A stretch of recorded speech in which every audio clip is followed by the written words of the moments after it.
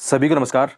दोस्तों, आज हम मेंस की आंसर राइटिंग में एक क्वेश्चन लेने वाले हैं और ये आज 250 वर्ड का एक क्वेश्चन है। यूपीएससी के एग्जाम में क्या होता है, जो 250 वर्ड का क्वेश्चन आता है उसमें आपके लिए 3 पेज खाली होते हैं। एक पेज यहाँ पे और यहाँ पे 2 पेज आपको खाली मिलने वाले हैं। यानी 250 वर्ड में आपको अपना आंसर लिखना है और ये 15 मार्क्स का क्वेश्चन है। ये क्वेश्चन 2018 के एग्जाम में आ चुका है। इंटरनल सिक्योरिटी जैसे हमने पढ़ा तो उसके बाद मैंने आपसे प्रॉमिस किया था कि बीच बीच में मैं ऐसे आंसर राइटिंग के लेसन जरूर लेके आऊँगा। लेकिन ये आंसर तभी आप अच्छे से कर पाओगे जब आप अपनी रिविजन स्ट्रेटेजी सही से रखते हो। जैसे मैंने अभी हाल ही में जो अभी हमने टॉपिक पढ़े हैं उसका मैंने रिवीजन किया, उसके बाद में कुछ क्वेश्चन अटेम्प्ट लेने की कोशिश की है और आज एक लाइव आपके सामने क्वेश्चन अटेम्प्ट लेने का प्रयास करेंगे। और आपको पता हो तो जैसे हम टाइम मैनेजमेंट करें तो यूपीएससी में 20 क्वेश्चन आते हैं, जिसमें 10 क्वेश्चन छोटे वाले हैं। तो छोटे वाले क्वेश्चन आपके होने चाहिए 7 मिनट में, एक क्वेश्चन आपका होना ही चाहिए 7 साढ़े 7 मिनट में होना चाहिए। ये प्रैक्टिस होनी चाहिए आपकी कि इतने क्वेश्चन आप तभी 20 के 20 क्वेश्चन तभी अटेम्प्ट ले पाओगे जब आप एक टाइम पीरियड में करोगे। और जो बड़ा वाला क्वेश्चन है 250 वर्ड का, ये मान के चलो 11 मिनट में आपका होना चाहिए। तो आज हम ट्राई करते हैं कि इसको कितने मिनट में हम अटेम्प्ट लेने वाले हैं। 11-12 मिनट में यदि अटेम्प्ट होता है तो अच्छी बात है, क्योंकि आजकल मेरी भी प्रैक्टिस उतनी छुट्टी भी कह सकते हो आप, क्योंकि बहुत दिनों से ये मॉडल आंसर लिखे नहीं, कई दिनों के बाद लिखने की प्रैक्टिस कर रहे हैं। लेकिन आप कंटिन्यू लिखेंगे कि 2023 के एस्पिरेंट जो तैयारी करें, आप मेरे साथ आंसर राइटिंग प्रैक्टिस भी कर सकते हो और अपने सिलेबस को भी पूरा कर सकते हो। शुरू में टाइम लग सकता है, हो सकता है आप में से बहुत सारे एस्पिरेंट को आधी घंटा भी लगे, लगता है टाइम, कोई इशू नहीं है। जब हमने भी तैयारी शुरू की थी तो ऐसा समय लगता था, ज़्यादा टाइम लगता था, लेकिन एक समय बाद जब बार बार प्रैक्टिस करते हैं तो टाइम घटने लगता है। तो हम आपके सामने टाइम पर भी स्टार्ट कर लेंगे ताकि हमें आइडिया लग जाएगा। ठीक है, थोड़ा-थोड़ा मैं आपको समझाता भी चलूँगा कि क्वेश्चन कैसे लिखा जाना चाहिए और उसके बाद में थोड़ा-सा और एक्सप्लेन कर दूँगा जब आंसर लिख लेंगे उसके बाद में। इसके अलावा एक बात बोलना चाहूँगा कि दोस्तों, आप में से हिंदी माध्यम के जो विद्यार्थी हैं, उनके लिए अपने चैनल पे मतलब लगभग चीज़ें मैं कवर करा दूँगा। जो छोटे वाले सेक्शन है, जितने भी मेंस में आपको प्रॉब्लम आती है और भी प्री के लिए भी काफ़ी कुछ यहाँ पे, तो आप अपने दोस्तों के साथ शेयर कर सकते हो ताकि ज़्यादा से ज़्यादा लोग फ्री लेसन का फ़ायदा उठा पाएँ और लेसन को आप लाइक शेयर करा करो थोड़ा-सा। सबसे पहले हम क्या करते हैं, पहले क्वेश्चन को तोड़ लेते हैं, क्योंकि क्वेश्चन को तोड़ना बहुत ज़रूरी है। ये बात आप यहाँ से सीखना कि क्वेश्चन को तोड़ते कैसे हैं, ठीक है? तोड़ने के बाद में आपको अलग-अलग आयाम पर क्वेश्चन के आंसर लिखने हैं, उसको देखना आप। तो टाइमर हम कब स्टार्ट करेंगे, जब क्वेश्चन को तोड़ लेंगे उसके बाद में। जैसे आपके सामने एग्जाम में कोई भी क्वेश्चन आता है, तो जैसे यहाँ पे क्वेश्चन क्या है, संसार के 2 सबसे बड़े अवैध अफीम उगाने वाले राज्यों से भारत की निकटता ने भारत की आंतरिक सुरक्षा चिंताओं को बढ़ा दिया है। एक आयाम तो ये है कि संसार के जो 2 बड़े अफीम उगाने वाले राज्य हैं, ठीक है, किस प्रकार भारत की आंतरिक सुरक्षा को खतरा है या उनकी चिंता को बढ़ाते हैं। एक आयाम तो इसका ये बनता है। तो जब आप मेंस में ये बॉडी पार्ट लिखोगे क्वेश्चन का, तो उसमें आपको कुछ इसके बारे में बताना है कि कैसे ये आंतरिक सुरक्षा के लिए चिंता का या खतरा पैदा कर सकता है। दूसरा इसमें आयाम क्या होगा कि नशीली दवाओं के अवैध व्यापार और बंदूक बेचने वाले, देखो हिंदी अनुवाद थोड़ा सा अजीब सा होगा, यानी आप कह सकते हो कि यहाँ पे हथियारों की तस्करी की बात चल रही है। गुपचुप धन यानी मनी लॉन्ड्रिंग और मानव तस्करी, ह्यूमन ट्रैफिकिंग की यहाँ पे इनके बीच में कड़ी क्या है, इनका संबंध क्या है, तो एक आयाम ये बन जाएगा। और तीसरा आयाम क्या बनेगा, इनको रोकने के लिए क्या-क्या उपाय हैं।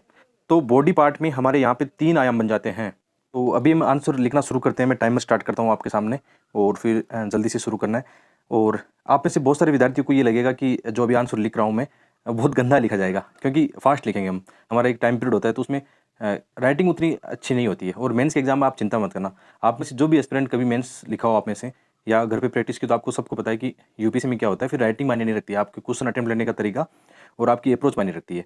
तो राइटिंग वगैरह इनको इग्नोर कर सकते हो। इसी राइटिंग ने मुझे 3 बार इंटरव्यू तक पहुँचाया, तो कोई फ़र्क नहीं पड़ता और अच्छे मार्क्स भी दिलाए।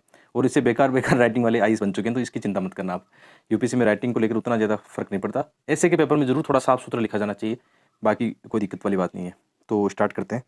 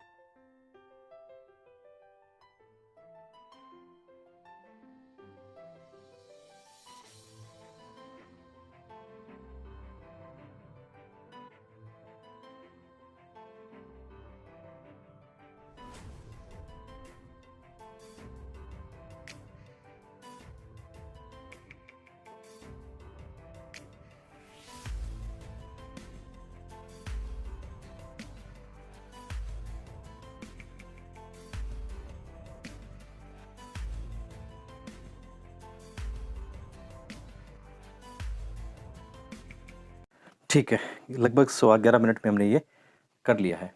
और ये जो आंसर राइटिंग हम करते हैं, ये मतलब हमारी छोटी-छोटी स्टेप का कमाल होता है कि आप थोड़ा-थोड़ा लिखने की यदि प्रैक्टिस करते हो, तो उससे आपका आंसर धीरे-धीरे सुधरने लग जाएगा। अभी आपने देखा लगभग 11 मिनट के आस-पास मान सकते हो आप इनको, 11 मिनट के आस-पास हमने इस क्वेश्चन को अटेम्प्ट लिया है। अब कैसा लिखा गया है वो तो चलो अभी हम देखेंगे। और साथ में थोड़ा-सा ये ध्यान रखना, जैसे आपने एक चीज़ नोटिस की होगी, जैसे मैं उपाय और समाधान यहाँ पे लिख रहा था, तो मेरे पास 2-4 पॉइंट और भी थे, लेकिन मेरे पास स्पेस नहीं था, तो मुझे इतने ही पॉइंट लिख के यहाँ पे एंड करना पड़ा। और प्लस इसमें क्या होता है, टाइम भी आपका ध्यान रखना होता है। जैसे हमारे पास टाइमर था, तो मैंने ध्यान रखा कि यार ज़्यादा टाइम लग रहा है, तो इसको एंड ही करते हैं, फालतू में ज़्यादा एक्सप्लेन नहीं करते हैं। और ये देखो ना, आपके पास वहाँ 3 पेज खाली आएँगे, जैसा अभी हमने लिखा। थोड़ा-सा यहाँ मुझे लिखना चाहिए था, लेकिन थोड़ा-सा आगे हेडिंग देख लिखना था, तो यहाँ से स्किप किया मैंने। ठीक है, सबसे पहले ये देख लेते हैं कैसा आंसर ये लिखा गया है, थोड़ा चेक कर लेते हैं। और अपना आकलन कैसे करोगे आप? खुद को चेक करना चाहिए। जैसे मैं अपना आंसर ये खुद चेक करूँगा कि मुझे यहाँ 15 में से मुझे इसमें कितने मार्क्स मिलने वाले। मैं ये नहीं कहता हूँ कि ये आंसर बहुत ज़्यादा बेस्ट लिखा गया है। ये एवरेज नॉर्मल आंसर होगा, मुझे पता है इस बात का। और 15 में से 7 नंबर मिल जाए, इसमें 7.5 8 नंबर मिल जाए, तो बहुत अच्छी बात यहाँ पे हमारे लिए होगी। तो आपको मैं समझा देता हूँ कि आंसर का फॉर्मेट क्या रखना चाहिए आपको, और अपने आंसर को भी हम चेक कर लेते हैं। सबसे पहले क्या करना चाहिए, 2-3 लाइन में हमारा क्या होना चाहिए, अच्छे से क्या होना चाहिए, एक इंट्रोडक्शन होना चाहिए। अब इंट्रोडक्शन में या तो आप ये करते कि हमारे पास डाटा होता, जैसे एक अभी जैसे हाल ही में एनसीआरबी का डाटा था, उसके अकॉर्डिंग लिख सकते थे किस प्रकार भारत के अंदर ये जो ड्रग्स कारोबार है कितना फैल रहा है, जैसे अफगानिस्तान पूरे विश्व का 80% तक क्या करता है, अफीम सप्लाई करता है, तो ऐसे कुछ करके लिख सकते थे उसको। लेकिन मुझे लगा कि जो ये है अपने गोल्डन क्रिसेंट और गोल्डन ट्राइंगल है, इसको हम कहाँ दर्शाएं, थोड़े थोड़े अच्छे जो कीवर्ड है उनको अंडरलाइन भी जरूर करना था कि एग्जामिनर को पता लगे। तो इंट्रोडक्शन में इसी पार्ट को दर्शा दिया कि जो भी बात कर रहे हैं कि विश्व में अफगानिस्तान व म्यांमार अफीम उत्पादन में अग्रणी राज्य हैं, जो भारत के पड़ोसी देश भी हैं, क्योंकि क्वेश्चन की डिमांड थी ये। और अफगानिस्तान गोल्डन क्रिसेंट का पार्ट है, आगे एक्सप्लेन नहीं किया कि गोल्डन क्रिसेंट का पार्ट कौन हो, ईरान और पाकिस्तान भी, तो ये मैप में दिखा दिया मैंने। और इसी तरह से गोल्डन ट्राइंगल के पार्ट कौन से हैं, थाईलैंड, लाओस और म्यांमार है, ये मैप में दिखा दिया। तो मुझे यहाँ लिखने की आवश्यकता नहीं थी, मेरे कुछ वर्ड बच के मैप की वजह से। अभी मैप क्या दिखा रहा है, ये मैप इस पूरे क्वेश्चन का आधार है, पूरा कोर बिंदु आप ऐसा कह सकते हो कि इसमें क्या दिखाया मैंने कि क्वेश्चन में जो भी डिमांड थी ना कि नस्ली दवा व्यापार, अवैध व्यापार, बंदूक बेचने वाले, मानव तस्करी, इनका आपसी संबंध, ये संबंध सब दिख रहा है इस मैप से। कैसे दिख रहा है कि इस एरिया से जो ड्रग्स आता है, जैसे ड्रग्स कैसे भारत में कश्मीर में भी आता है, या पंजाब में, राजस्थान, बाद में क्या होता है मध्य भारत से होते हुए साउथ इंडिया की ओर जाता है। इधर से भी मतलब जैसे नॉर्थ ईस्ट के अंदर जो उग्रवादी घटनाएं, इनमें देखा गया ड्रग्स व्यापार काफ़ी देखा गया, इनकी फंडिंग का ये सब बड़ा एक होता है। 26/11 हमले देख सकते हैं, या मुंबई में जो अटैक हुए थे 1993 में, उसमें साफ-साफ देखा गया था किस प्रकार संगठित अपराध और आतंकवाद के बीच संबंध था। तो ये मैप मतलब एग्जामिनर इससे इंप्रेस होगा, नो डाउट। यहाँ पे एग्जामिनर यदि आपको 1 मार्क्स कम देने वाला था, तो इसको देख के एग्जामिनर आपको 1 डेढ़ मार्क्स ज़्यादा ही देगा कि सामने के बच्चे की समझ कितनी अच्छी है, सबसे बड़ी बात है। आगे बढ़ते हैं, तो ये हमारा यहाँ था इंट्रोडक्शन पार्ट, और इस मैप से मेरा बॉडी पार्ट शुरू हो गया है। और एग्जाम में बॉडी पार्ट ये लिखना नहीं होता, इंट्रो वगैरह आप देख सकते हो, बस आंसर लिखना होता है। आगे बढ़ते हैं। आगे जैसे क्वेश्चन की डिमांड क्या थी, वही हेडिंग दी मैंने यहाँ पे। सबसे ज़्यादा दिक्कत बच्चों के सामने आती है कि हेडिंग क्या दें, तो अफीम उत्पादक राज्यों की भारत के साथ निकटता से भारत की आंतरिक सुरक्षा को किस प्रकार खतरा है। तो यहाँ 3-4 आयाम दिखा दो कि एक तो भारत के युवाओं को मतलब भविष्य खराब हो रहा है, तो कहीं न कहीं देश की जो भी समस्या है उसके साथ जुड़ी होती है। एक जम्मू कश्मीर में नार्को आतंकवाद, इसको एक्सप्लेन करने की आवश्यकता नहीं है। अब बहुत सारे एस्पिरेंट मुझसे ये पूछते हैं कि सर पैराग्राफ में लिखें या कीवर्ड में लिखें। पैराग्राफ की संभावना नहीं है दोस्तों, इस बात को समझो। पैराग्राफ नीड ही नहीं है, आपको ये चाहिए, छोटी-छोटी चीज़ें चाहिए, छोटी-छोटी लाइनों में आप लिखो, या कीवर्ड में लिखो, या फ्लो चार्ट में लिखो। थोड़ा-सा आगे मैं भी प्रैक्टिस करूँगा, कुछ फ्लो चार्ट वगैरह अच्छे से बना पाऊँ। आज इतना जितना याद आया मुझे, वो लिख पाया था। बिना देखे मतलब इतना ये आंसर लिख पा रहे हो ना आप, तो बहुत अच्छी बात है। तो जैसे जम्मू कश्मीर में आ गया ड्रग्स व्यापार, संगठित व्यापार, यहाँ पे व्यापार के साथ में क्या किया, मुंबई जो हमला है उसका एग्जाम्पल दे दिया। इसके अलावा उत्तरी पूर्वी भारत में जो उग्रवाद की घटनाएं हैं, काले धन का सर्जन है, भारतीय अर्थव्यवस्था को नुकसान होता है, तो आंतरिक सुरक्षा को खतरा अपने आप ही हो जाएगी, जुड़ जाएगा, मतलब लिंकेज होएगा।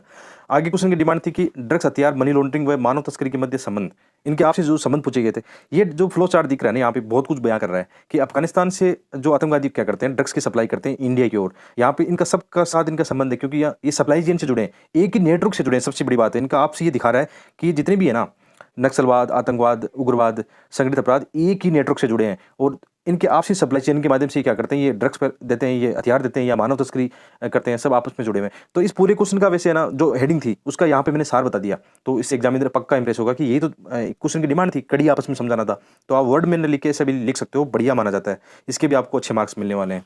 और इसी तरह से जैसे संगठित अपराध व आतंकवाद में जो वित्त पोषण है, थोड़ा सा एक एक्स्ट्रा दिखाने की कोशिश की। जम्मू कश्मीर में अलग से चल रहा है, नक्सलवाद, आतंकवादी के बीच में तो हमेशा ये देखा गया कि इनमें आपसी एक संबंध पाया जाता है। और लास्ट में इसमें उपाय भी बताने चाहिए कि क्या हो सकता है। तो उपाय के लिए तो मेरे पास और भी पॉइंट थे, सोचे थे मैंने कि इसमें और लिखूं, लेकिन आप उस समय जैसे आप यहाँ तक आप मुझे लिखते समय देख रहे थे तो आप ये भी देख रहे थे कि मेरे पास स्पेस नहीं बचा है। तो स्पेस को भी ध्यान में रखते हुए फिर क्या करना है, क्वेश्चन के पूरे आयाम पूरे होने चाहिए। तो जैसे उपाय में ये तो होना चाहिए, सबसे बड़ा उपाय सीमा सुरक्षा और सीमा प्रबंधन हमारा अच्छा होगा ना, तो ड्रग्स कहाँ से आएगा। तो हम क्या करें, एग्जाम्पल दे दिया हमने, स्मार्ट फेंसिंग। अब ये लिखने की आवश्यकता नहीं है कि सीमा सुरक्षा प्रबंधन के लिए हम स्मार्ट फेंसिंग करने वाले हैं। आपका टाइम जाएगा, स्पेस भी जाएगा, तो समझ जाओ इस बात को। इसके अलावा जैसे संयुक्त राष्ट्र क्या करता है, जो एक संगठन है उनका, संयुक्त राष्ट्र मादक पदार्थ अपराध कार्यालय है, उनकी एक भूमिका है कि वो वैश्विक प्रयास करता है इस मामले में, तो भारत भी इसके साथ सहयोग कर रहा है।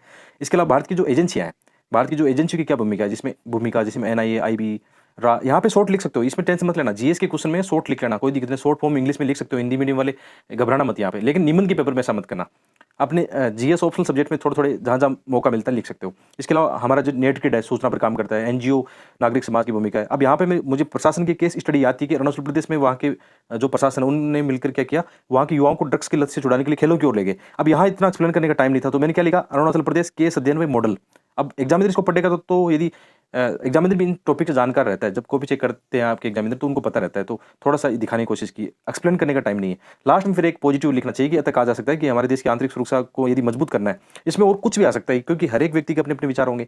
तो ये आंसर मेरी नज़र में अच्छा है, मुझे तो ऐसा आंसर लिख के अपने आप को प्राउड फील होता है कि यार क्या लिखा है, मतलब अच्छा लिखा है। इसमें ये नहीं कह सकता कि बहुत ज़्यादा कोई मतलब बेस्ट मॉडल आंसर है, मुझे कोई मेडल मिल जाएगा, वो नहीं चाहिए। हमें चाहिए प्रैक्टिस, प्रैक्टिकल वाली प्रैक्टिस चाहिए। और आप में से ऐसा कोई आंसर लिख पाता है तो बड़ी बात है यार, मतलब नो डाउट ऐसा ही लिख। और सभी की आएगी, जितने भी टॉपर सनन की आप देखना ऐसी राइटिंग आएगी, क्योंकि जब 3 घंटे में फास्ट लिखते हैं ना तो यही मामला बनता है। कोई सुंदर राइटिंग नहीं चाहिए वहाँ पे आपको, उसके लिए गोल्ड मेडल नहीं मिलेगा सुंदर राइटिंग का।